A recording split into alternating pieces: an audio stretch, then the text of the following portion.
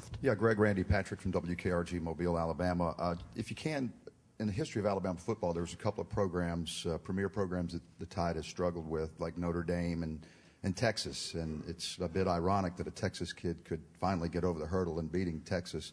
Can you just talk about your roots in the state of Texas and then coming to Alabama and comparing the two states and the football frenzy in both states? Well, they're relatively similar, to answer your question. I mean, Texas and Alabama football are the bloodlines of the state. They're, the heart beats through Austin in Texas, and the heart beats through Tuscaloosa in Alabama. So I think they're similar in that regard. I think high school football in Texas, I think on the stage that we played on every Friday night, I don't think it can get any better as a high school program. You're out there in front of 15,000, 20,000, all the way up to 41,000 at one point. I mean, it's quite an atmosphere, and it was made for a great and enjoyable high school experience. As far as Alabama is concerned, I mean, the college football frenzy that we call Alabama Saturdays is unlike anything I've ever been a part of. I've only witnessed one Alabama game as a non-player, and that was the 2006 Cotton Bowl.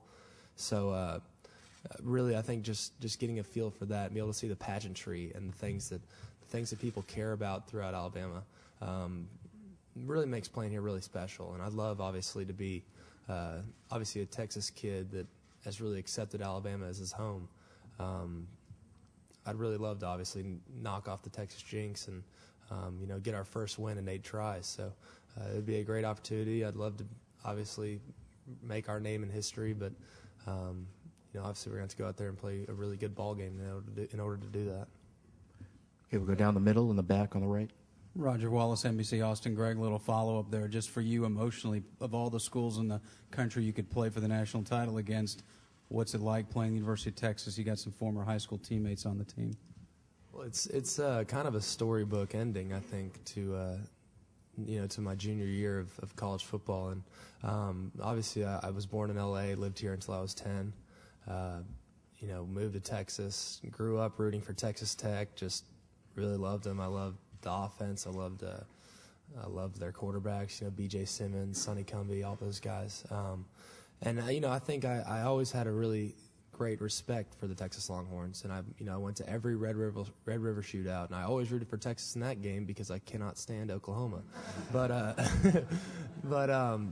think that was just kind of, it's pretty neat to be able to play those guys. And it's just, you see the white helmet, you see the Texas right underneath the collar, you see the burnt orange, and you see Bevo. I mean, there's things like that. It's really neat to be able to play these guys, and it's a dream come true for me to be able to play my home state school in the place where I was born and raised. So it should be a nice experience. Okay, we'll go in the middle on the left. Jim, Mike Dubberly from Fox Birmingham again. Can you talk about, are there some inherent challenges being an offensive coordinator for Nick Saban at Alabama? Well, I don't think there's any challenges. I mean, you got a defense like that, it makes my job pretty easy. So I tell you, the great thing about having a guy like Coach Saban is his wealth of knowledge about what the opposing defense is trying to do and how he can help, say, hey, these are some things that may give them trouble, and I think does a great job of that. And, I can't tell you how much ball we've learned since being here, just from being around a guy like Nick. Back row on the left.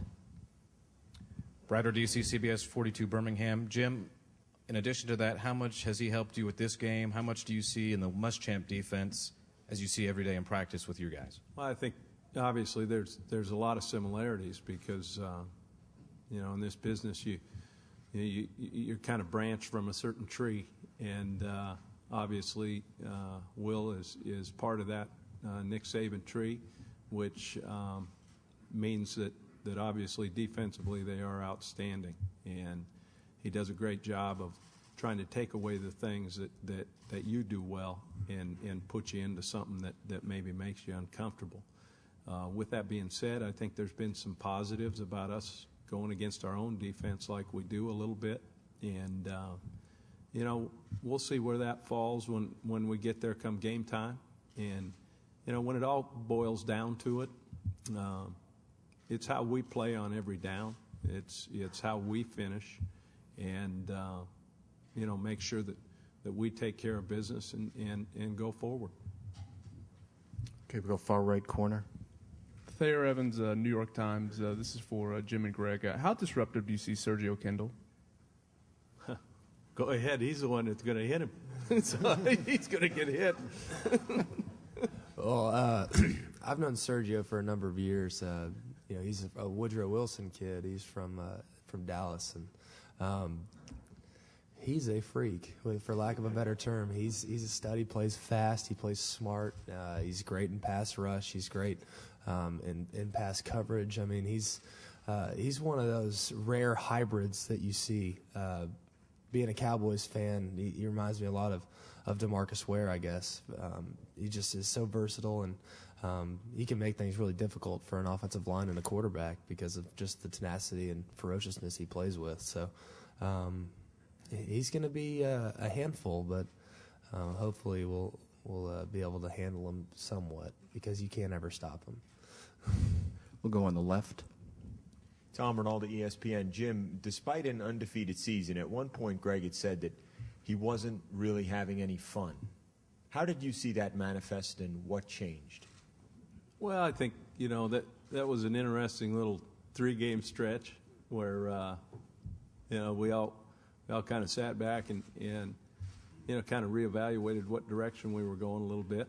And I think in some cases, I mean, it's a credit to Greg how he approached it and did a great job of still managing the situation while going forward with what we needed to do offensively. And I can't say how proud I am of what has come out of it. We hit a big panic button. I mean, you sit here and, I've been in a lot of places where this might be the whole crowd that was at the game. And I think we made a bigger deal about something that really, was one of those things that everybody goes through. And it wasn't just Greg. I mean, this deal's a team effort. And there were a lot of little things that needed to get taken care of. And we've done that pretty well. And, we'll go forward from there.